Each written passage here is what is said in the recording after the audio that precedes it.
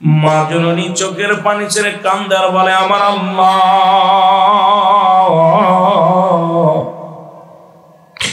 এই দুনিয়া থেকে স্বামী বিদায় হয়ে গেছে রে,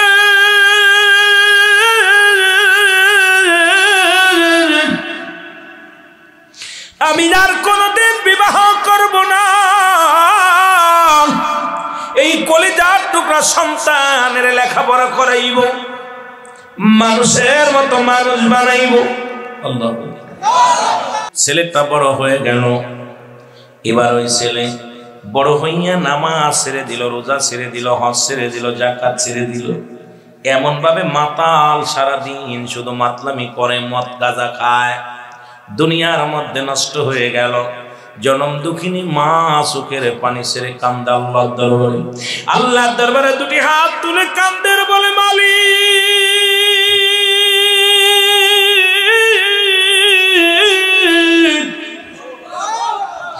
এই পৃথিবীর মধ্যে দ্বিতীয় স্বামী ধরলাম না, এই পৃথিবীর মধ্যে সন্তানের মুখের দিকে তাকায়া জীবনে সুখী হইলাম না।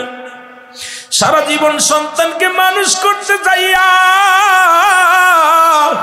আমি মানুষ করতে পারি নাই, সন্তানও মানুষ হয়ে গেছে। আল্লাহ, তোমার দরবারে আমি কান্দি, আমি মা, আমি দুঃখিনী মা কান্দি গো আল্লাহ।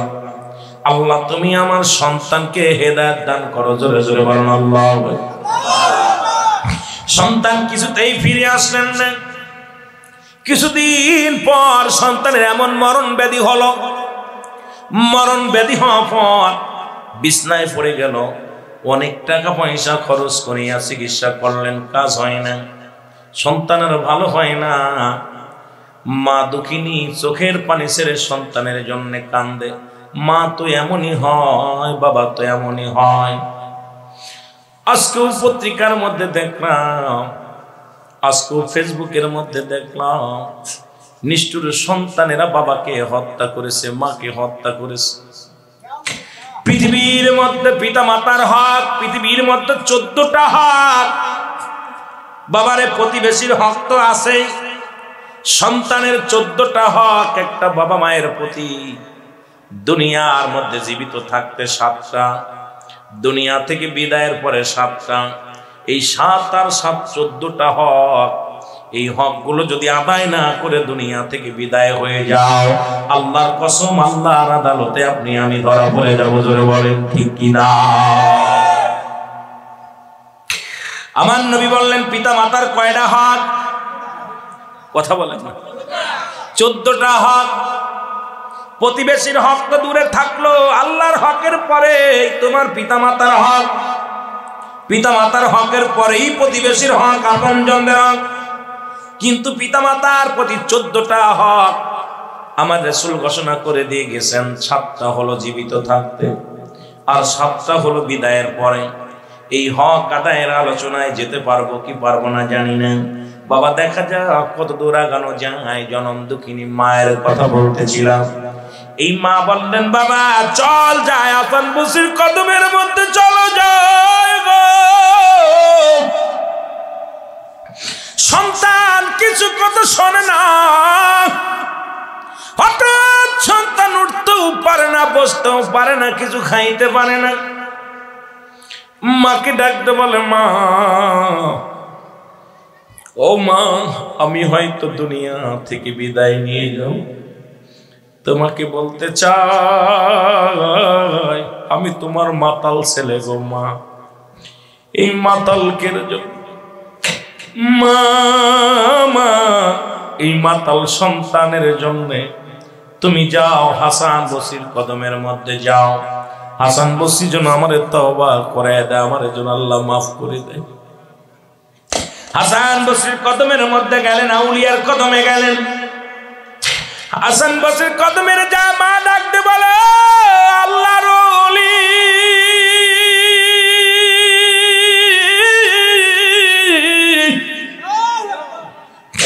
আমি আপনার কদমের মধ্যে আসি, আপনি একটু দোয়া করে, একটু দয়া করে যদি আমার বাড়িতে যাইতেন, আমার মাতাল ছেলে তওবা পড়ব, যদি তওবা না করে মারা যায় জাহান্নাম হবে একমাত্র ঠিকানা।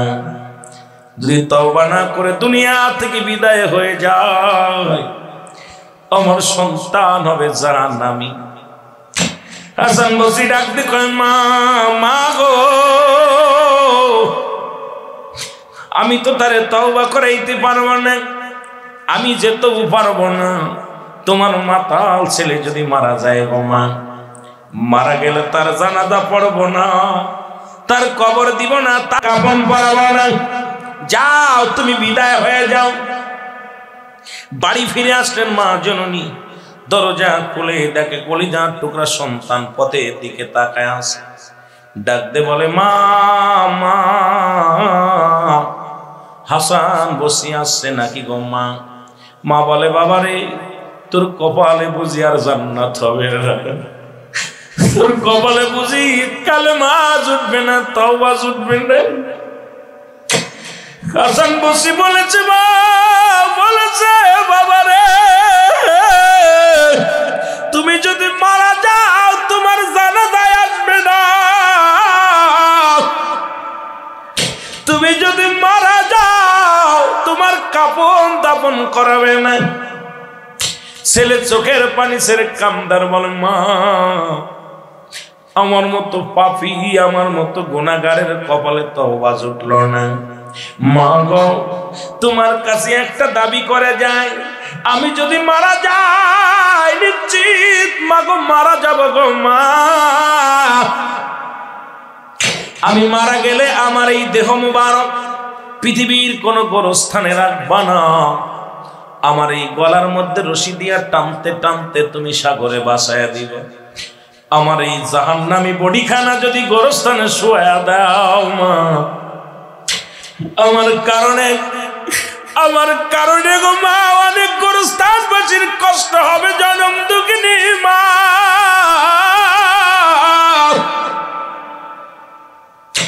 আমি মারা গেলে আমার গলার মধ্যে রশি দিয়ে টানতে টানতে রাস্তায় ফেলে দিবা, জঙ্গলে ফেলে দিবা, আমারও কোনো গোরস্থানে মাটি দিবা না রে মা।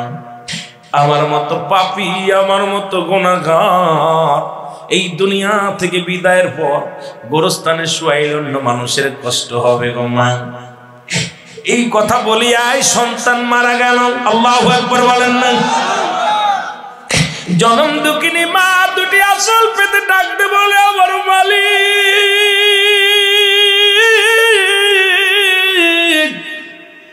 সন্তানের লাজ্জে বাবা মায়ের কাঁধে কত ভারী। এই পৃথিবীর মধ্যে যারা সন্তানের লাশ নিছে সে জানে লাশটা কত ভারী, যারা বাবার লাশটা কাঁধে নিছে সেই জানে বাবার লাশটা কত ভারী। আল্লাহ, দাদার লাশ না দাদার লাশ বাজানের নাতির কাঁধে, বাবার লাশ সন্তানের কাঁধে, সন্তানের লাশ বাবার কাঁধে। এই লাশ বহনকারী ব্যক্তি জানে পৃথিবীর মধ্যে আপনজনদের লাশ কত ভারী। জোরে জোরে বলেন ঠিক কিনা?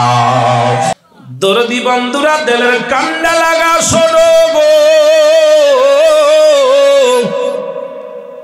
জনম দুঃখিনী মা চোখের পানি সিরি সিরি কান্দে।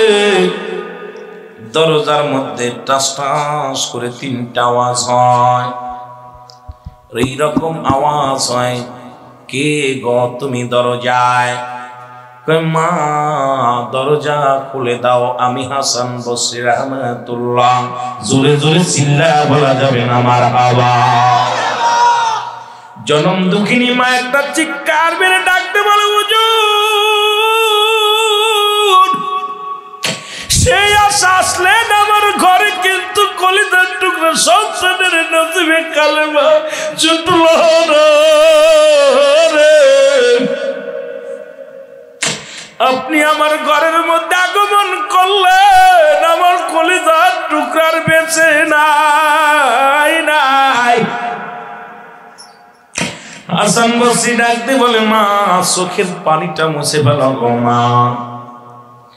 মা গো, তোমাকে যখন বিদায় করে দিলাম, যখন আমি তোমারে বিদায় করে দিয়া এর জোহরের নামাজটা আদায় করে যখন আমি যাই নামাজের পর ডান হাত মাথায় দিয়ে একটু শুয়েছিলাম,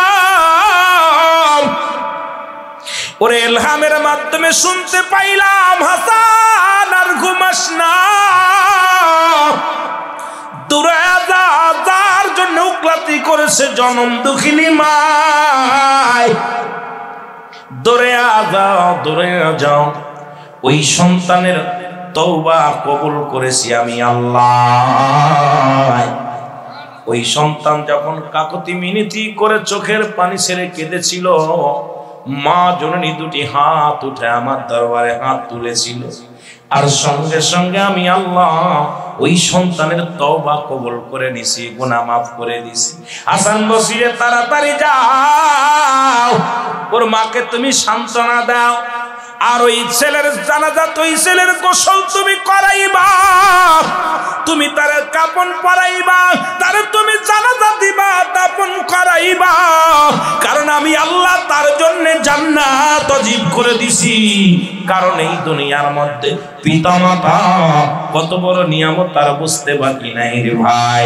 এই দুনিয়ার একজন মাতালখোর মায়ের দুআয় তওবা কবুল করছে আল্লাহর কাছে।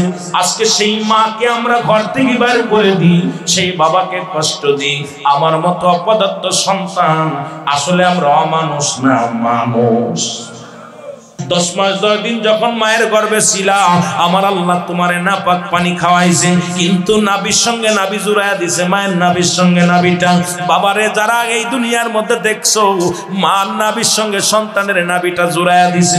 আল্লাহ কয় বান্দা যখন দুনিয়ার মধ্যে আসবে, এই মুখ দিয়ে আমি আল্লাহর জিকির করবে, আমার নবীর দুরূদ পড়বে, এই মুখ দিয়ে কি করবে? আল্লাহ আল্লাহ বলে ডাকবে, এই মুখ দিয়ে আমাকে স্বীকার করবে, এই মুখ দিয়ে ভালো কথা বলবে, এই জন্য এই মুখ দিয়ে কোরআন পড়বে, এই মুখ দিয়ে হাদিস পড়বে, এই মুখ দিয়ে পিতা মাতারে ডাকবে।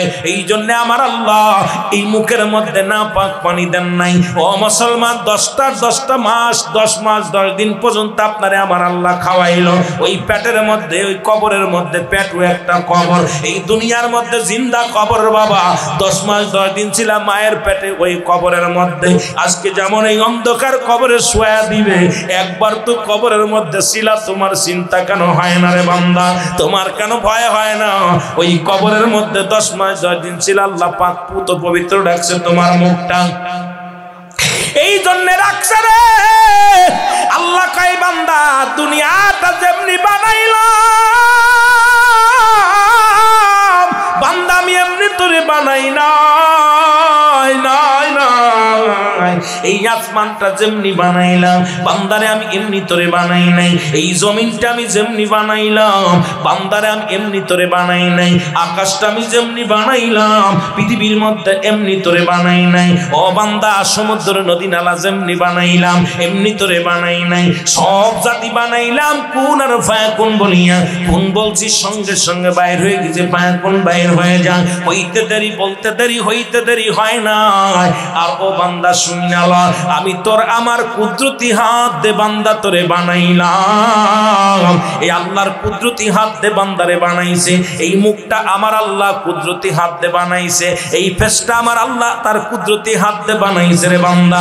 কত সুন্দর নাকটা, কত সুন্দর দুটি চোখ দুটি, কত সুন্দর কপালটা, 4 ইঞ্চি কপাল বানাইছে রে বান্দা। এটা দিয়ে যখন সিজদা জমিনের মধ্যে মেরে দিবি, আল্লাহু আকবার বলবি, আমার আল্লাহ অত্যন্ত খুশি হয়ে যায়। সঙ্গে সঙ্গে আল্লাহ গোলাম বলে স্বীকার করে নেয়। জোরে জোরে বলেন আমিন, আরো জোরে জোরে চিল্লায় বলেন আল্লাহু আকবার। আমার ভাইয়েরা, আমার বন্ধুরা, আমার গভীর মনোযোগ, যে কথা বলতেছিলাম, বেশি বেশি করে তওবা করবেন, কারণ পৃথিবীর মধ্যে আসার একটা সিরিয়াল আছে, যার কোনো সিরিয়াল নাই। কখন যেন দুনিয়া থেকে বিদায় হয়ে যায়। আমার দাদু ভাইয়েরা, মুফতি আমজাদ আলী সাহেব একটা কিতাব লিখলেন, কিতাবের নাম বাহারে শরিয়াত। কিতাবের নাম কি? যেটা বলেন নাম কি? বাহারে শরিয়াত।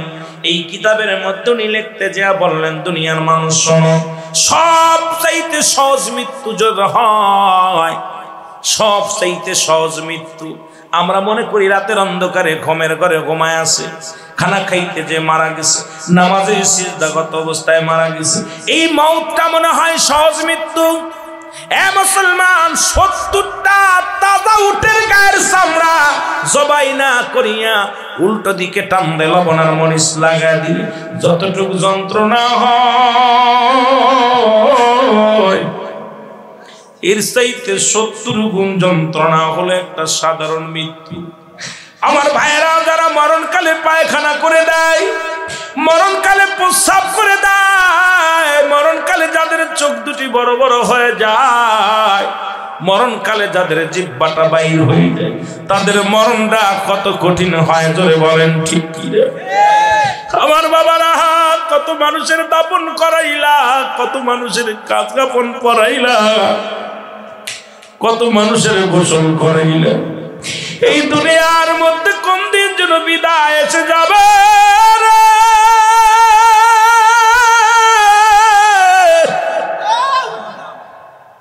এই দুনিয়ার বাসের চলে যাব আল্লাহ। এই দুনিয়ার মধ্যে থাকবো না। কার জন্য ঘুষ খাও, কার জন্য সুদ খাও, কার জন্য জিনা করো, কার জন্য ব্যভিচার করো।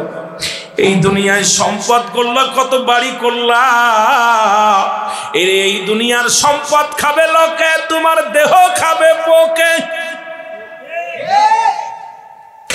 এই দুনিয়ার সম্পদ খাবে লোকে, সুদ খাইয়া ঘুষ খাইয়া বাড়ি করলা, গাড়ি করলা, সম্পদ নিয়ে মারামারি করবে ছেলে মেয়ে পরিবার পরিজনেরা, কিন্তু তোমার এই গুনার বাগটা কেউ নিবে না। না, তুমি সুদ খাইয়া ঘুষ খাইয়া দেহ করলা রে ভাই। এ মুসলমান, আপনাদের এই কুমিল্লাতে একটা মানুষ মারা গেছে, 18 বছর পরে লাশটা উত্তোলন হয়েছে, ফেসবুকে বিশাল ভাইরাল। অল পৃথিবীর মানুষ লাশটা দেখেছে রে মুসলমান। এই লাশটা পচে না, এই লাশের কাপড়ের মধ্যে পছন্দ নেই, এমন কই লাশটার মধ্যে মুসলমান উত্তোলন করতে যাইয়া কয়েকটা জায়গা আঘাত লাগছে, তাজা রক্ত বাইর হয়ে গেছে। এবার মজ্জেমুনি একটা মসজিদের ইমাম ছিলেন, ওনাকে মজ্জেম সাহেব বেঁচে আছে, এখন 108 বছর বয়স। ওই মজ্জেম সাহেবকে জিজ্ঞাসা করা হলো, মজ্জেম সাহেব, ইমাম সাহেব এত আদৌ কি ভালো মানুষ না কি মানুষ ছিল? ইমাম সাহেব বলে, আমার জানা মতে আমি কোনোদিন দেখি নাই তারে তাহাজ্জুদের নামাজ কাজা করতে। আমার জানা মতে আমি দেখি না ইমাম সাহেব কারুর বাড়ির দাওয়াত নিয়ে বাড়িতে যদি একটা ডিম তৈরি করছে, পরের বাড়ি যে ডিম খেয়েছে, বাড়িতে যদি মুরগির ব্যবস্থা করেছে ছেলে মেয়েদের জন্য, বাইরে যে মুরগি খেয়েছে, ইমাম সাহেব কোনদিন পারিশ্রমিক নাই না, এত কষ্ট জীবন যাপন করেছে। যদি কেউ খুশি হয়ে কোনটা দিচ্ছে, আগে জিজ্ঞেস এটা আমারে হালাল দিলে না হারাম দিলা? যদি তুমি হারাম দাও আমারে তুমি দান করো না, যদি তুমি এটা আমারে হালাল জিনিস দাও আমারে দাও। ইমাম সাহেব হুজুর মারা গেছে, 18 বছর পর্যন্ত লাশটা পচে নাই। আর এদের মতো দেহ করতে হবে রে মুসলমান।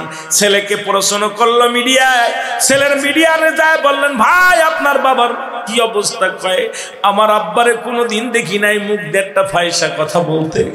আমরা সন্তানেরা কত অপরাধ করেছি, কোনোদিন আব্বা যান ধমক দেয় নাই, রাগ করে নাই, খালি বুঝাইছে, নামাজের জন্য তাগিদ দিছে। বলে একদিনের ঘটনা, আমি ফজরের নামাজটা পড়তে পারি নাই, আমার আব্বা জান আমার আম্মা জান রে বলে, ওরে ভাত দিবা না।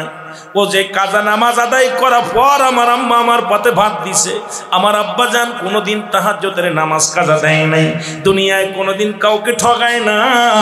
এই দুনিয়ার মধ্যে এমন বাবা কয়জন আছে রে মুসলমান? শুনে নাও, 18 বছর কবরের মধ্যে থাকিয়াও কোনো কাপড় পচে নাই। এমন দেহ গর্ব, আমাদের বডিটাও যেন আল্লাহ যেন পোকামাকড় দিয়া না খাওয়ায়। এই দুনিয়ার সম্পদ খাবে লোকে, আমার আপনার বডি খাবে পোকে। এমন বডি বানাইবেন যেন আগুনেও ছয় না, মাটিতেও খায় না। জোরে জোরে চিল্লায় বলা যাবে না মারহাবা। আমার ভাইয়েরা, আমার বন্ধুরা, আমার দুনিয়ার মুসলমান, মৃত্যুর যন্ত্রণার কথা বলতেছিলাম। কোথায়?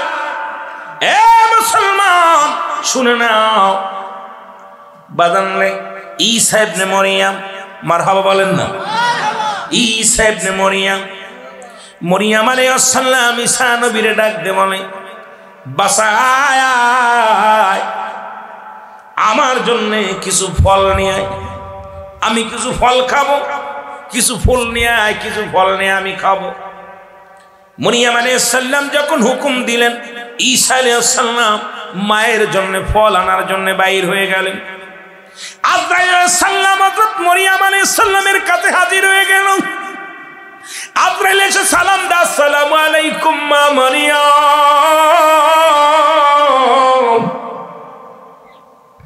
মরিয়াম ওয়ালাইকুম আসসালাম। কে তুমি? কয় আমি আজরাইল। আল্লাহ বলে, তুমি কিসের জন্য আসছো? কয় রূহটা বাইর করব। কয় আমার কলিজার টুকরা সন্তান বাগানে গেছে ফল আনতে, একটু দেরি করো।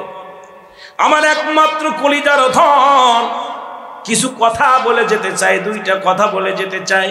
আজরাইল বলে, মা মরিয়াম একটা সেকেন্ড সময় নাই,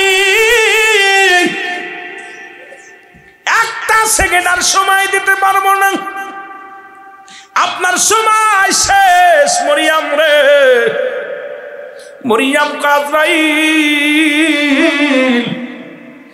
আমার একটু সময় দে, একটু সময় দে। আমার ঈসা নবী, আমার ঈসা সন্তান এসে যখন দেখবে মা দুনিয়ায় নাই নাই, সন্তান মাকে হারায়া বড্ড পাগল হয়ে যাবে।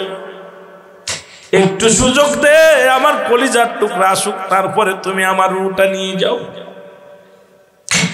আরে আজরাইল আলাইহিস সালাম ডাকতে বলে, মা মারিয়াম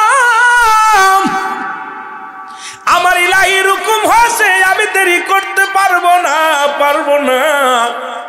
মরিয়াম কয়, তাহলে নিয়ে যাও, আর দেরি করো না, নিয়ে যাও।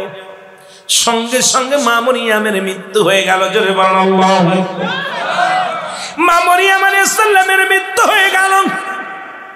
ঈসা আলাইহিস সালাম ফল নিয়ে বাড়ি আসলেন। ঘরের মধ্যে ঢুকে দেখে মা জননী শুয়ে আছে। ঈসা নবী চিন্তা করে, জনম দুঃখিনী মা এই মাত্র ঘুমাইছে, তারে ডাক দেওয়া যাবে না, ফলটা মায়ের কাছে রাখিয়া দূরে দাঁড়ায়া রইলেন। ঘন্টা খানেক দাঁড়ায় আছে, চিন্তা করে জনক আমার জননী মা। আমি যখন ঘরের ভিতরে ফিরতাম কোনোদিন দেখি নাই মারে ঘুমাইতে। আমার পায়ের শব্দ শুনিয়া জনম দুঃখিনী মা জেগে উঠত। আজকে মা কি ঘুমাইলো, এখনো পর্যন্ত মা জাগে নাই। ডাকতে যায় দেখে মার দুনিয়ার মধ্যে নাই। মায়ের হাতটা ধরে দেখে মা চির বিদায় হয়ে গেছে। জোরে জোরে চিল্লায় বলেন আল্লাহু আকবার। মা মৃত্যুবরণ করছে। আল্লাহু আকবার বলেন। মা মৃত্যুবরণ করছে, হাতটা ধরে দেখে আর জিন্দা নাই। চিৎকার মেরে বলে, আল্লাহ তুমি আমার মাকে নিয়ে গেলা। আল্লাহ আমি তো মায়ের সাথে শেষ কথা বলতে পারলাম না, শেষ কথা বলতে পারলাম। আমার দরদি ভাইয়েরা শোনে নাও, ঈসা আলাইহিস সালাম ডাকতে বলে, আমার মালিক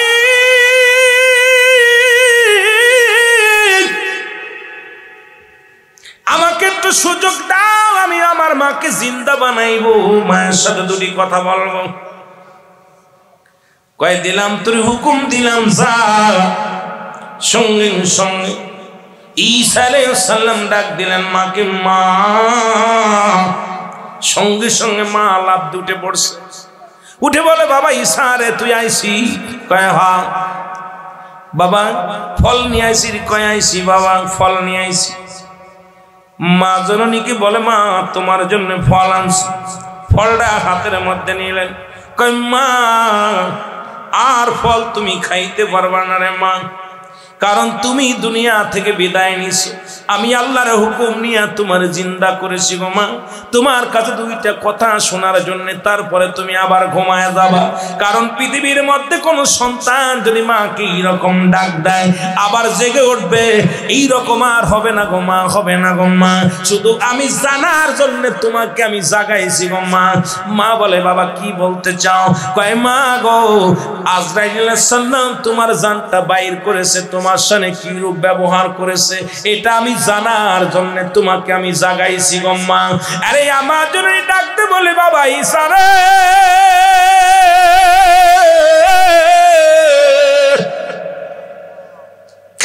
এই দুনিয়ার মধ্যে তোরে বানা তুই দুনিয়ার মধ্যে যেদিন আগমন করেছিস এত কষ্ট হয় না, পৃথিবীর মধ্যে এত কষ্ট আমি কোনোদিন পাই নাই রে। আজরাইল আলাইহিস সালাম আমার সঙ্গে মনে হয় ভালো ব্যবহার করে নাই, আমার সমস্ত দেহটা পুড়ে জ্বলে ছাই হয়ে যায়, আমার অঙ্গ প্রত্যঙ্গ ব্যথা যন্ত্রণা,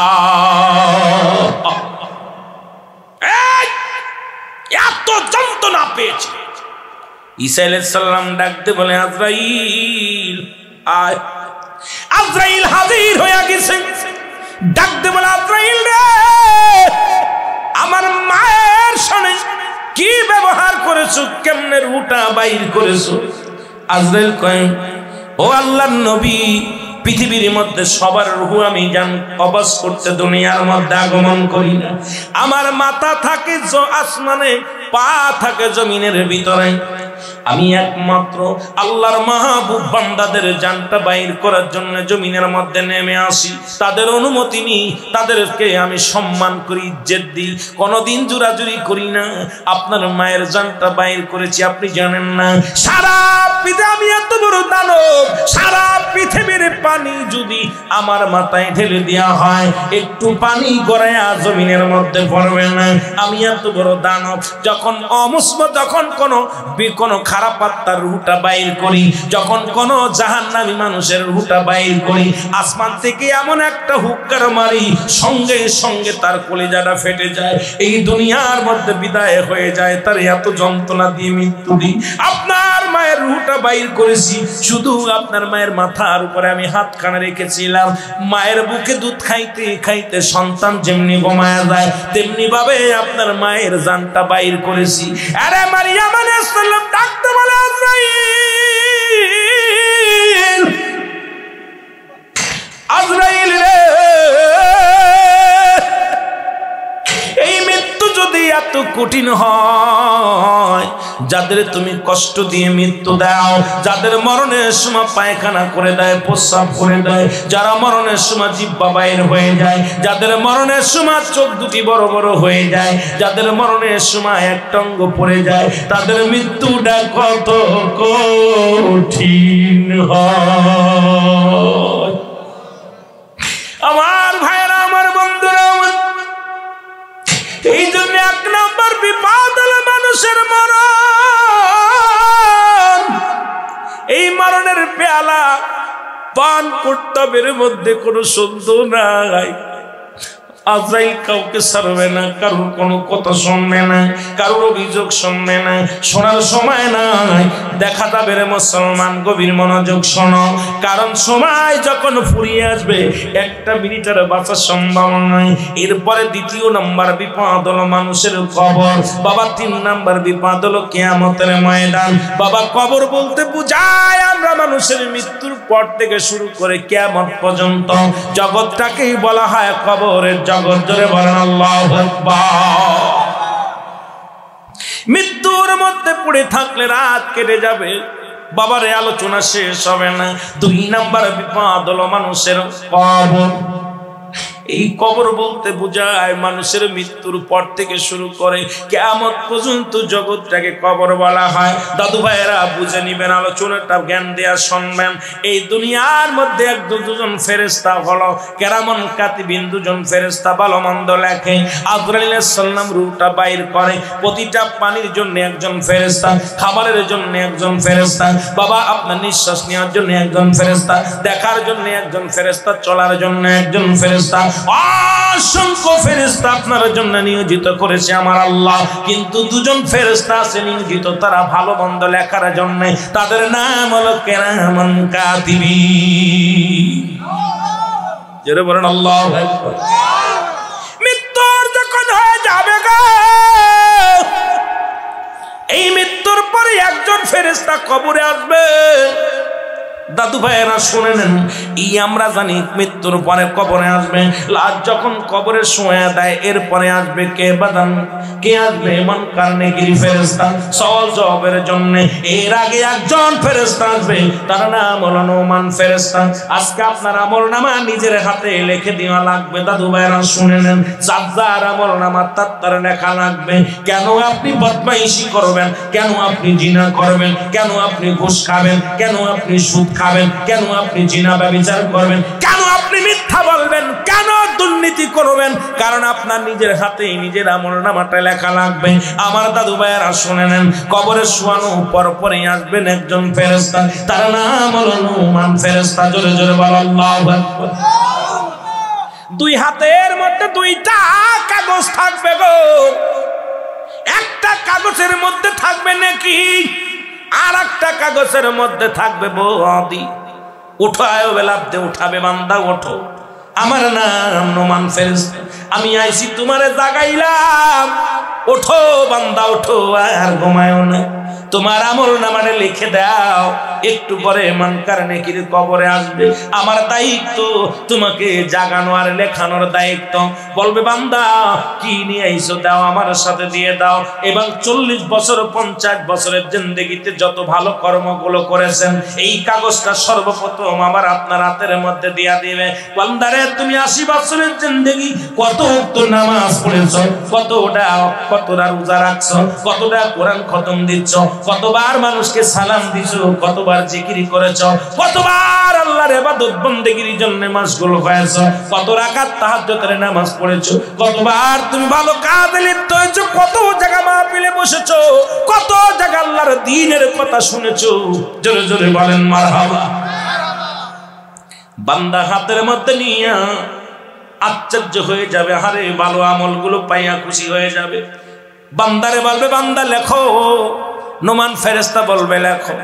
বলবে আমি লিখবো কেমনে, আমার তো কলম নাই, আমার কাছে তো কলম নাই। বলবে কলম হলো তোমার ডান হাতের শাহাদাত আঙ্গুল মুবারক। আল্লাহু আকবার। এই আঙ্গুলটার মধ্যে চুন লাগা খাও। ও বাবা শুনে না, ওই আঙ্গুল দিয়া বিড়ি খাও। এই আঙ্গুল দিয়া দুনিয়ার অন্যায় অপরাধ করো না মুসলমান। এই আঙ্গুলটা হবে ইয়াউমুল কিয়ামতের ময়দানে তোমার কবরের ভিতরে যেদিন তোমার লিখতে দিবে ওই কোথায় নোমান ফেরেশতা, এই আঙ্গুলটা হবে কলম। ডাকতে বলবে বান্দা, ডাকতে বলবে ফেরেশতা রে, কলম আমি পাইলাম, কালি পাবো কই? বলবে কালি বান্দা তোমার মুখের থুতু মুবারক। মারহাবা বলেন না, আর একটু জোরে বলেন আল্লাহু আকবার। তোমার গালে থুতু মুবারক, এই থুতু মুবারক হবে কালি। আপনার গালের থুতু মুবারক হবে কালি।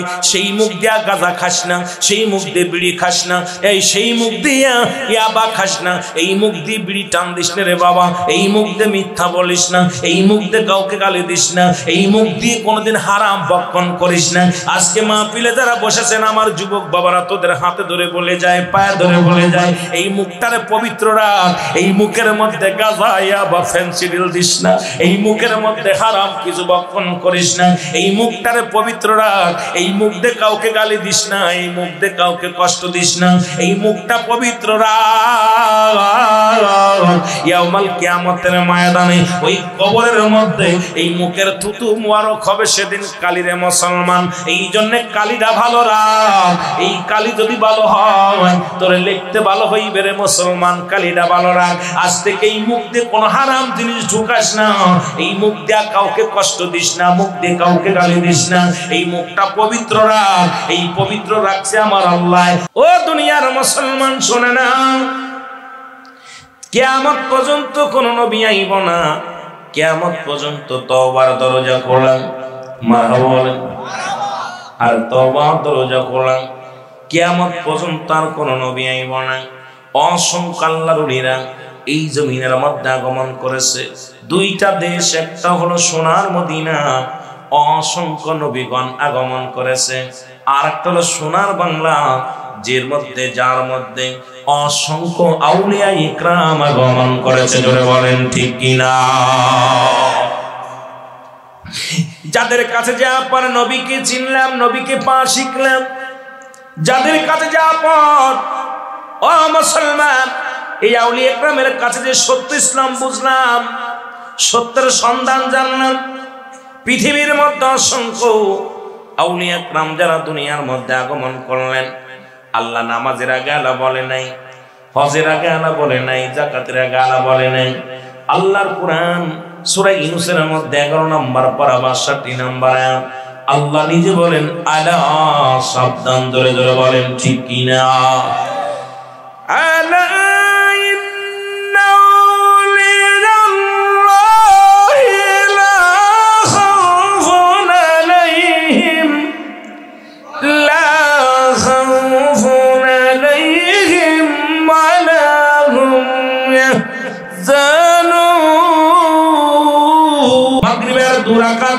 তিন রাকাত ফরজ নামাজ তুমি আদায় করো না, তুমি আমার আল্লাহর গোলাম হয়ে গেল।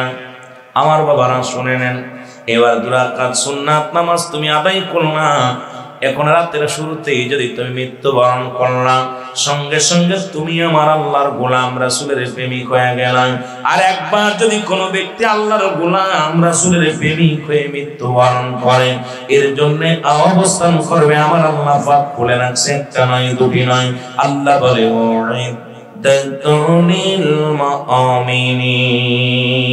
ওই মুমিন মুত্তাকিনদের জন্য আমি আল্লাহ প্রস্তুতি করে রেখেছি 8টা জান্নাত। আমার ভাইরা, আমার বন্ধুরা, আমার গভীর মনোযোগ, আমি যে কথাগুলো বলে রাখবো মনে রাখবেন। আল্লাহর গোলাম রাসূলের প্রেমিক হয়ে যদি মৃত্যুবরণ করা যায়, অপেক্ষা করছে আল্লাহর জান্নাত। এই দুনিয়াটা হলো একটা মুসলমান এপার ওপার, মাঝখানে হায়াতের জিন্দেগিটা একটা সেতু।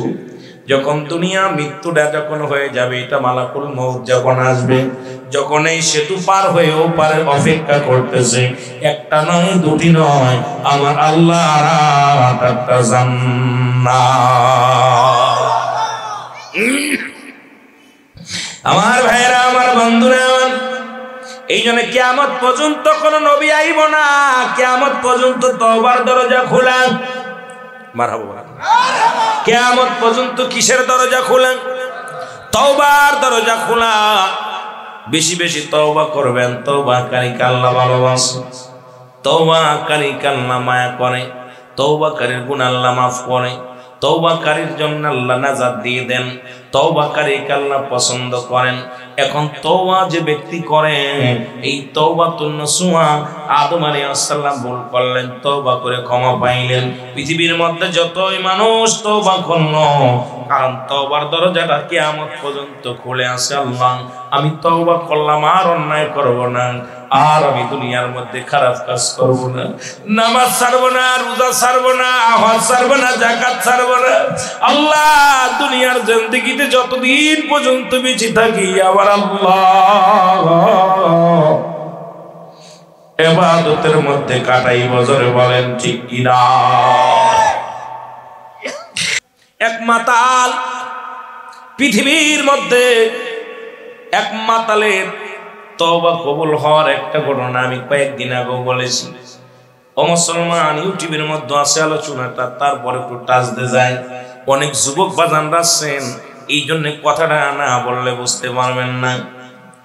হাসান বসরি রাহমাতুল্লাহ আলাইহির কদমের মধ্যে আউলিয়া যিনি, যেহেতু আউলিয়া একরামদের আলোচনা আজকে পোস্টারের মধ্যে আউলিয়া একরামদের স্মরণের ওয়াজ, তাদের স্মরণে, কবরবাসীদের স্মরণে আমাকে কবরবাসীদের ওয়াজ করতে বলেছেন। শুধু আউলিয়া একরামদের কথা বলতে যাইয়া হাসান বসরি রাহমাতুল্লাহ আলাইহির কথা একটু স্মরণে এসে গেল, আমি বলে যাই। হাসান বসরির কদমের মধ্যে স্বামী স্ত্রী দুজনই আসা যাওয়া করতেন। আপনাদের এই চাঁদপুরের জমিনে অনেক পীর সাহেব কেবলা আছে, তাদের দরবারে আপনারা অসংখ্য মানুষ আসা যাওয়া করেন। আল্লাহ তাআলা একটা সন্তান দান করলেন, একটা ছেলে সন্তান হলো। এরপরে স্বামী দুনিয়া থেকে বিদায় হয়ে গেল, চির বিদায় হয়ে গেল, দুনিয়া আর মায়া ছেড়ে চলে গেল। নবীর উপরে কোন ব্যক্তি একবার যদি দুরূদ পড়ে, 10টা আমলনামায় লেখি লেখা হয়, জোরে বলো মারহাবা। নবীর উপরে একবার যদি কোনো ব্যক্তি দুরূদ পড়ে, 10টা পুরস্কার ইয়াউমাল কিয়ামতের ময়দানে আল্লাহ দান করবে। তওবার জায়গা মনে রাখবেন, ওয়াজ কই রাখলাম, আবার ওই জায়গা ছেড়ে দিলে আপনাদের লস হবে। নবীর উপরে দুরূদ পড়লে খুশি হয় আমার আল্লাহ। কে খুশি হয়? জোরে বলেন, কে খুশি হয়? আল্লাহ খুশি হয়। এই কাজটা করলে বাংলাদেশের আলেমরা বেজার হয়। আছে বাংলাদেশের কিছু সাইকোলজিস্ট আল্লামা যারা কয় বাথরুমের মধ্যে সালাম দেওয়া যায়, যারা কয় নবীর সালাত শুনলে কয় না যায়, নবীর সালাত বলা যাবে না, নারায়ণের সালাত ফালতু স্লোগান। এই সমস্ত বেঈমান মুফতি মুহাদ্দিস সাহেবরা কয় এই নবীর নাম শুনলেই কষ্ট পায়, অথচ নবীর দুরূদ পড়লে খুশি হয় আমার আল্লাহ। জোরে বলেন, কে খুশি হয়? আরো জোরে বলেন, কে খুশি হয়? আপনাদের কাছে জানতে চাই, সঠিক জবাব দিবেন। যে কাজ করলে আল্লাহ খুশি হয় সেই কাজ করলে মৌলবী বেজার হয়। এখন আল্লাহরে খুশি করবেন না মৌলবীরে খুশি করবেন? মনে থাকবো। ভালো লাগে না ইমামতি ছেড়ে দে, ভালো লাগে না ওয়াজ নসিহত ছেড়ে দে, ভালো লাগে না খ্রিস্টানদের, কিন্তু আমার নবীর উপরে বিরোধিতা করবে মেনে নিতে পারবো না। কারণ আমার বাবারা শুনে নেন, নবীর ভালোবাসলে আল্লাহ খুশি হয়। আর এই জামানার কিছু শায়েখরা বেজার হয়ে যায়। আমার প্রশ্ন থাকবে, শায়েখ তুমি যতই বেজার হও না কেন, আমরা আল্লাহকে খুশি করতে চাই। জোরে বলেন ঠিক কিনা? যে কাজ করলে আমার নবী খুশি হয় মৌলবীরা বেজার হয়। এখন আমি আপনাদের জানতে চাই, নবী কয় নবীর উপরে দুরূদ পড়লে নবী নিজেই খুশি হয়। এখন আপনাদের কাছে আমার প্রশ্ন থাকবে, যে কাজ করলে নবী খুশি হয় আপনাদের ইমাম সাহেব বেজার হয়, এখন আপনি কি ইমাম সাহেবরে বেজার করবেন না নবীরে বেজার করবেন? কারে কারে ভালো লাগে না চাকরি ছেড়ে দে, ঠিক কিনা? তবু নবীর সাথে দুশ্মনী করলে তোর সাথে কোনো বন্ধুতাই নাই, তোর পিছে নামাজ পড়তাম না। কথা কন ঠিক কি নাই? তুই যত বড় ইমাম হও, যত বড় নেতা হোস না কেন, নবীর দুশ্মনের সঙ্গে কোনো আমাদের আপোষ নাই। জোরে বলেন ঠিক কিনা? এ মুসলমান শুনে নাও, যে কাজ করলে নবীর উপরে দুরূদ পড়লে খুশি হয় ফেরেশতা, কিসের ফেরেশতা খুশি হয়ে যায়, সেই কাজ করলে বাংলাদেশের কিছু আলেমরা বেজার হয়। আমার আরেকটা প্রশ্ন থাকবে, 3টা প্রশ্ন করেছে, 3টায় বলেছেন আল্লাহরে খুশি করব, রাসূলরে খুশি করব। আর একটা শুনে নেন, সেই কাজ করলে মৌলবীরা বেজার হয়, ফেরেশতারা খুশি হয়। এখন আলেমরে বেজার করবেন না ফেরেশতাদের বেজার করবেন? আওয়াজ জোরে হয় নাই? আলেম সাহেব তুমি যত বেজার হও কিচ্ছু আসে যায় না, কারণ আল্লাহ বলে ইন্নানি জিন্নাল্লাহ, আমি আল্লাহ ইউসাল্লুনা, আমি পড়েছি আলান নবী, আমার নবীর উপরে, ইয়া আইয়ুহাল্লাযীনা আমানু, এই ঈমানদাররা বিশ্বাসীরা, সাল্লু আলাইহি ওয়া সাল্লিমু তাসলিমা, দুরূদ ও সালাম পাঠ করো কার উপরে? আমার নবীর উপরে। কেমনে পড়ো? তাসলিমান, তাকিদ দিতে পড়ার জন্য, তাজিমান, সম্মানের সাথে। জোরে বলেন মারহাবা। আমার আল্লাহ পাক নামাজ পড়ে না, রোজা রাখে না, হজ করে নাই, যাকাত দেয় না। আমার আল্লাহ একটা কাজ করে, সেই কাজটা হলো দিনরাত 24 ঘন্টা 1 মিনিট 2 মিনিট নয়, সদা সর্বদাই রাসূলুল্লাহর উপরে দুরূদ পড়ে। কে খুশি হন নাই? মুখটা বেজার কেন? বেজার তো ওদের হইব, আপনাদের তো খুশি হওয়ার কথা। আল্লাহ কি করে? কার উপরে? আমার কথা? কার কথা? আল্লাহ বলে ইন্নানি জিন্নাল্লাহ, আমি আল্লাহ ইউসাল্লুনা, আমি পড়েছি আলান নবী, আমার নবীর উপরে। ঘোষণা কার? এখন পড়বে কার? আল্লাহ বলতে আইয়ুহান নাস, ও মানুষ সম্প্রদায়। আল্লাহ মানুষদের ডাক দেন নাই, ডাক দিছি ইয়া আইয়ুহাল্লাযীনা আমানু, ঈমানদার বিশ্বাসীরা শুনে নাও, সাল্লু আলাইহি ওয়া সাল্লিমু তাসলিমা। এখানে 2টা কায়দা, একটা হলো তাসলিমান, গ্রামার যারা পারেন, যারা গ্রামার বোঝেন তারা বুঝবেন, সাধারণ পাবলিক বুঝবেন না, যারা শিক্ষিত সমাজ যারা গ্রামার বোঝেন। একটা বলেন তাসলিমান, তাকিদ দিছে পড়ার জন্য, কেমনে পড়বা? তাজিমান, সম্মানের সাথে। মারহাবা বলেন। কিসের সাথে? কিসের সাথে? সম্মানের সাথে। এই জন্য নবী তরানোওয়ালা, নবী আমার বিপদের একমাত্র কান্ডারি, নবী দরদি, নবী গো মায়ার নবী, আপনি বিনে গোলামের কেউ নাই, আপনি বিনে কোথায় যাই কোথাও যে শান্তি পাই না নবী গো। আপনার দুরুদের মধ্যে শান্তি পায়, আপনার ভালোবাসায় শান্তি পায়, তাই তো আসে আপনার নামে কুরবানি হতে চাই। ধরে বলেন ঠিক কিনা? যে কথাগুলো আপনাদের বুঝতে ভালো হবে, ভাষা বুঝতে কষ্ট হয়, আরো জোরে বলেন কষ্ট হয়। একটু মহব্বতের সঙ্গে দুরূদ শরীফ পড়েন, আগে আগে বসেন। আল্লাহুম্মা, আগে চলে আসেন বাবার, আগে চলে আসেন না, ভাইদের বসতে দিবেন, সবাই আগে চলে আসেন, জায়গা কম, জায়গা কম, আগে চলে আসেন। ওয়ালায়ালি,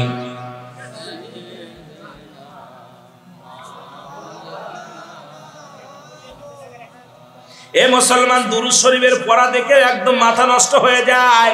নবীর উপরে একবার দুরূদ পড়লে 10টা গুনাহ মাফ হয়ে যায়। কয়টা গুনাহ? কোন দিক ওয়াজ করব? বিপদ তো সব জায়গায়, বিপদ, বিপদ তো দেখছি সব জায়গায়। এখন যদি এখন এই অ্যান্টিবায়োটিক দিয়ে কাজ হবে না, ডবল অ্যান্টিবায়োটিক দিয়েও কাজ হবে না। দুরূদ শরীফ বাবা, এই নবীর উপরে দুরূদ পড়লে 10টা গুনাহ মাফ, 10টা নেকি আমল নামায়। এই আবার যদি এই বছরের ব্যবসায় লাভ হয়েছে, 1 কেজি পেঁয়াজ কিনছে যারা 30 টাকা দিয়ে, আম বেশি 150 টাকা, ইতে হক সে কিনতেছে। যদি মাছ বিক্রি হলা জানা এটাই লাভ বেশি, এটা বেশি কেনে। যারা বলেন ঠিক কিনা? নবীর প্রেম, নবীর দুরূদ পড়লে এত নেকি। মহব্বতে বলেন আল্লাহু আকবার।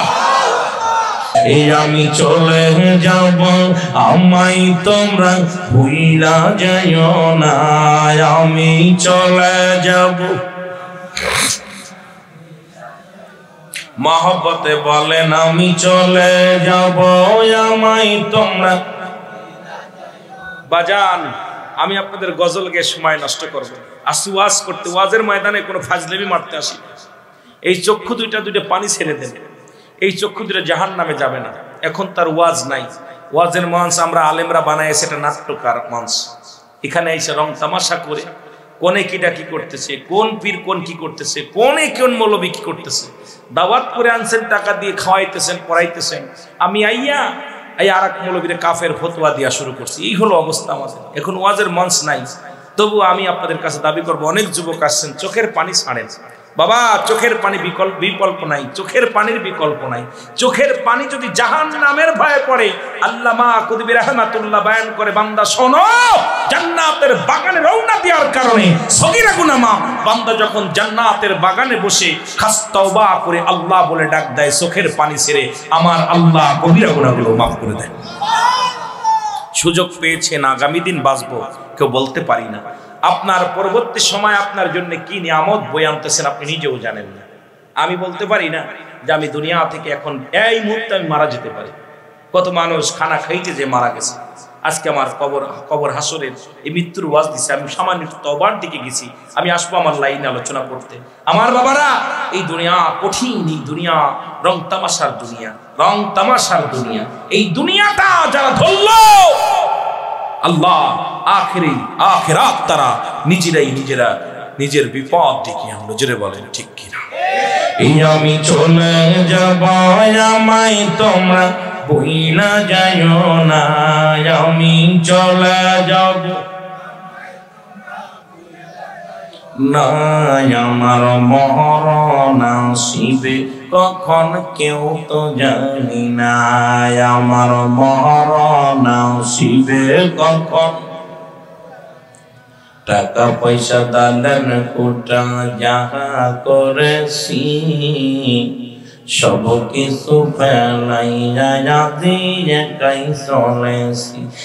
আমি যাবার কালে ভেবে দেখি আমার কেহ নাই, আমি যাবার কালে ভেবে দেখি কেহ নাই, আমার মরণ আসিবে। এ দুনিয়ার মুসলমান,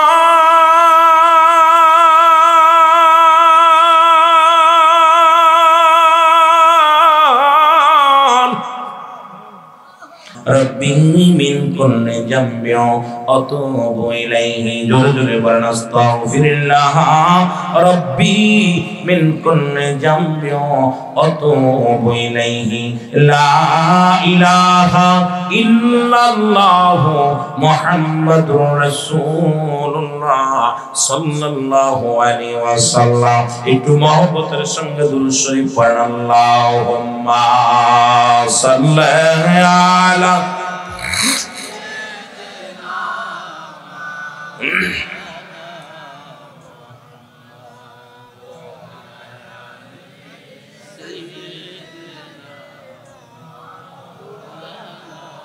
দাদু ভাই দুরুদের ফজিলাত একটু আগে বললাম। ফাজাইলে দুরুদ তাবলিগ জামাতের একটা কিতাব আছে। কিসের কিতাব? ফাজাইলে দুরুদ।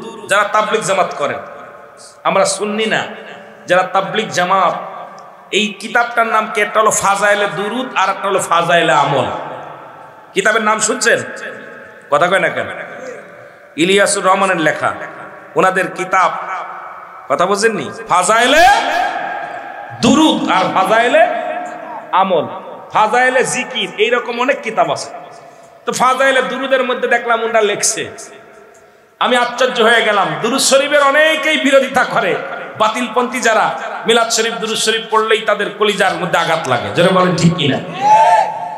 ওদের মধ্যে দেখলাম যে সাগরের মধ্যে একজন ব্যক্তি আল্লাহর নবী দুরুদ পড়তে পড়তে যাচ্ছে, হঠাৎ করে একটা মাছ, ওই মাছটা নবীর দুরুদ শুই না, মাছটাও দুরুদ শরীফ পড়ছে। জোরে বলে সুবহানাল্লাহ। ওদের মধ্যে জাইলারা ওই মাছটারে ধরছে, দইরা নিয়া কইতে গেলে 1 ঘন্টা লাগবে মাছটা, এই জন্য অল্পটুকু হয়ে যায়। কিন্তু ওই সাবজেক্টটা আমার না, সেটা আমি বুঝাইতে গেলে আপনাদের লস। খালি বলতে যাতে করে নবীজির প্রতি মহব্বতের কথা বলতে যা বলতেছে। ওই মাছটারে জাইলারা নিয়ে গেছে, দিয়া কাটছে, কাইটা ভালো কইরা আপনার আগুনে দিয়া যখন রান্না করতেছে, রান্না হয় না, রান্না হয় না। এরপরে ওই মাছটা রাসূলের কদমের মধ্যে নিয়ে গেছেন, রাসূলের কদমের মধ্যে নিয়ে গেছেন। আর ওই মাছটা আরেকটা ওইভাবে আরেকটা লেখছে, সেটা হলো হযরত আবু বকর সিদ্দিক রাদিয়াল্লাহু তাআলা আনহু, হযরত উমর ফারুক রাদিয়াল্লাহু তাআলা আনহু, এই দুইজন মিলা মাছটা কিনছে, তারা রাসূলকে খাওয়াবে। একটার মধ্যে দেখলাম। আর এইটার মধ্যে ফাজাইলে দুরুদ এটা লেখে নাই, ফাজাইলে দুরুদ এটা লেখছে। ওই মাছটা কাটিয়া যখন রান্না করতে গেছে, তখন মাছটা তেলের মধ্যে লাফায়, কাটা মাছ। আল্লাহু আকবার বলেন। তখন রহমতের নবী, মাগফিরাতের নবী, নাজাতের নবী, রাহমাতাল লিল আলামিন আমার নবীর কদমে নিয়ে গেছে। নবীজি চোখের পানি ছেড়ে দিছে, বলছে হা, এই পৃথিবীর কোন আগুন নয়, জাহান্নামের আগুন তার গায়ে স্পষ্ট করতে পারবে না, কারণ এই মাছটা আমি নবীর উপরে দুরূদ পড়ছে। জোরে বলেন সুবহানাল্লাহ। আরো জোরে বলেন, আরো জোরে। ইয়া দ্বারা প্রমাণ ওরা দুরূদের ফজিলাত কিভাবে লিখছে। আবার দেখলাম ওনাদের গুরু, গুরু ঠাকুরের গুরু ফতুয়ায়ে দেওবান, ফতুয়ায়ে দেওবানদের 2য় খণ্ড 24 নম্বর পৃষ্ঠা। কত নম্বর? লেখছে কিডা? মুফতি শফিক আহমেদ। লেখক কিডা? যারা দেওবন্দের ছাত্র আছেন, কওমি জামাতের বাইরে আছেন। এই দুরুদের ফজিলাতের কথা আমি ওদিকে যাব না। আমি যেহেতু আপনাদের কিতাব, আপনাদের কিতাবে বলে কি আর আমরা করি কি, যেহেতু আমি তর্ক করতে আসি নাই, জ্ঞানদাম করতে আসি নাই, এই জন্য আমি আপনাদের কিতাবের নামটা বলি, কিতাবটা খুলবেন, না পাইলে আমার বলবেন হুজুর আপনি রং করতেছেন। কথা বোঝেন নাই? ফতুয়ায়ে দেওবন্দের মধ্যে 24 নম্বর পৃষ্ঠা 2য় খণ্ড। লেখক হচ্ছে মুফতি শফিক আহমেদ। আমাদের বাংলা কিতাব না, ওদের ওই ফার্সি উর্দু কিতাব, উর্দু কিতাব যেটা দেওবন্দে পড়ানো হয়, ওই কিতাবের মধ্যে লেখছে রাসূলের উপরে আহলে সুন্নাত ওয়াল জামাতের আকীদা হলো ওই নবীর উপরে দুরূদ ও সালাম পাঠ করা উত্তম সুন্নাত। জোরে বলেন সুবহানাল্লাহ। একবার পড়া জীবনে ফরজ, একাধিক পড়া সুন্নাত, যতবার পড়বে মুস্তাহাব। সুবহানাল্লাহ বলেন না। কিন্তু গুনাহ কোথায় লেখা আছে? কথা কন না কেন? গুনাহ কোথায় লেখা আছে? আজকে যে দুরূদ ইব্রাহিম পড়ে, নবীর দুরূদ পড়ে না। আরে বাবা, বাপ হইল আমার, প্রশংসা করি চাচা, ঠিক কি না? বাপে জন্ম দিল আমারে, প্রশংসা করি চাচা। আমাদের দেশে অধিকাংশ আলেমরা দুরূদ ইব্রাহিম পড়ে। আর দুরূদ ইব্রাহিম নামে তো কোনো দুরূদই নাই। যদি ওদিকে যায় এখন চটি উঠে যাবে। দুরূদ ইব্রাহিম দেখান না একটু যায়। আমার বাবারা, আমি খুব আশ্চর্য হয়ে যাই, নবীর উপরে দুরূদ পড়তে গেলেই দেখি বকিলতা। আহা, মোল্লা যার ওসিলাই সিন্নি খাইলা, মোল্লা চিল্লা না। কথা কন ঠিক কিনা? এই জন্য যার উসিলাই তামাম পৃথিবী, যাকে এত সম্মান, যাকে এত মর্যাদা দিলেন আল্লাহ, আমরা নালায়েক বান্দারা চিনতে পারি নাই। জোরে বলেন ঠিক কিনা? আরো জোরে বলেন ঠিক কিনা? আল্লাহ কবুল করুন, জোরে বলেন আমিন। এরপরে দেখলাম ওই তাফসির হুসাইন শরীফের 9ম খণ্ড 99 নম্বর 999 নম্বর পৃষ্ঠার মধ্যে, ওখানেও দেখলাম এই দুরুদের ফজিলত। আমি আশ্চর্য হয়ে গেলাম যে রাসূলুল্লাহর উপরে দুরুদ পড়া মুস্তাহাব আমল একাধিকবার লিখলেন, কিন্তু কোথায় যে এই আমলটা করলে গুনাহ হবে কোথাও নাই। কিন্তু আমাদের দেশের অধিকাংশ আলেম ওলামা এই দুরুদটা পড়ে না। তখনই কষ্ট লাগবে, কারণ কিয়ামতের ময়দানে আপনাকে যখন শোয়াবে কবরে, তখন বিসমিল্লাহি আলা মিল্লাতি ইব্রাহিম খলিলুল্লাহ, কার নামে? মুসা আলাইহিস সালাম। কথা কন না? মিল্লাত মানে দল, মিল্লাত মানে কার দল? রাসূলের দল। কার দল? হিজবুল্লাহ, হিজবুশ শয়তান। একটা হলো শয়তানের দল, আরেকটা হলো আল্লাহর দল। আল্লাহর দলে যারা আসিরা রাসূলকে ভালোবাসে। জোরে বলেন ঠিক কিনা? আরো জোরে বলেন ঠিক কিনা? বেশি দূরে না, আপনাদের এই কুমিল্লার জমিন আশ্চর্য করে দিচ্ছে। অল বাংলাদেশ মাথা একদম পাগল বানাই দিছে। হাই রে, কি মানুষ! বলছে উনি দীর্ঘদিন ইমামতি করেছে। মুয়াজ্জিম সাহেব বলে, আমি আজান দিতে আসলাম, দেখতে হুজুর বয়া বয়া নামাজ পড়তেছে।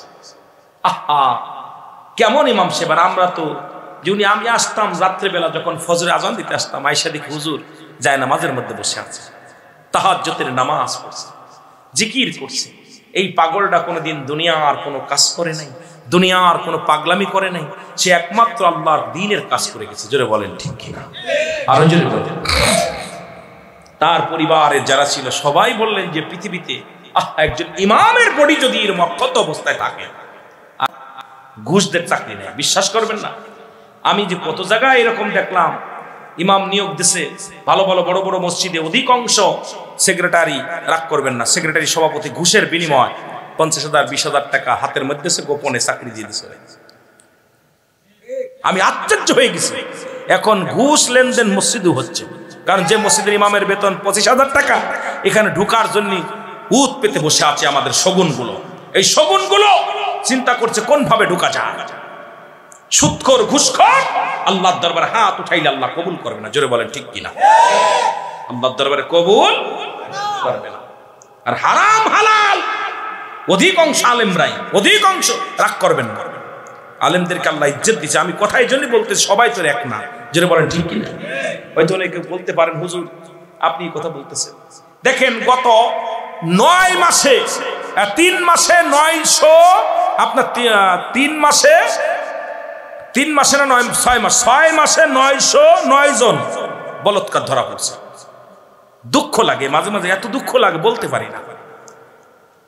অথচ এই দেশ, এই পৃথিবীর মধ্যে বাংলাদেশের প্রতিটা মানুষ, প্রতিটা ক্ষেত্রে দুর্নীতি ছিল। মসজিদটা একটু যে ছিল ভালো অবস্থানে, এখন অধিকাংশ মসজিদের সভাপতি ও সেক্রেটারি এখন মহিলা প্রেসিডেন্ট। জোরে কোন ঠিক কিনা? দেখছেন না আপনারা? দেখছেন না? এটা কি ভালো লক্ষণ না খারাপ লক্ষণ? জোরে বলেন, এটা কি ভালো লক্ষণ না খারাপ লক্ষণ? খারাপ। কোথায় বলবো, কার কাছে মনের ব্যথা বলবো? বলার মতো ভাষা নাই। গত কয়েকদিন আগে আপনাদের এই গাজীপুরে একটা মসজিদে ইন্টারভিউ হলো, চৌমোহনায়। এখন আমারে বলতেছে, ইমাম যাকে নিছে আরেকজন বলতেছে, আমি নিজেই দিচ্ছি, 2 জন দিচ্ছি ক্যান্ডিডেট। আর বলছে ভাইজান আমি 10,000 টাকা দিচ্ছি, ওনারা বলেন মসজিদ উন্নয়নের জন্য, আমি তার ঘুষ দিচ্ছি না, আমার চাকরিটা আমার দরকার। উন্নয়নের জন্য, অধিকাংশ স্কুল কলেজে উন্নয়নের জন্য। আহা, কি অবস্থা! যেদিকে তাকায় সেদিকে ঘুষ, যেদিকে তাকায় সেদিকে সুদ, যেদিকে তাকায় সেদিকে জিনা, যেদিকে তাকায় সেদিকে একদম অবস্থা, ভয়ঙ্কর অবস্থা। এখান থেকে বাঁচতে হলে এক কবর ছাড়া আমার মনে হয় কোনো গতি নাই। যারা বলেন ঠিক কিনা? কবরে দেবে, সেখানেও এখন মানুষ কবর খোঁজার জন্য লোক টাকা দিয়ে কবর খুঁজতেছে। ঠিক কিনা? কবর আপনাদের এদিকে নাই, কিন্তু এখন টাউন এলাকায় যান, একটা কবর খুঁজতে 2,000-3,000 টাকা নেয়। ঢাকা শহরে মরে দেখেন, ঢাকা শহরে মরলে লিভার, 2 জন লিভারকে 5,000 টাকা দেওয়া লাগে।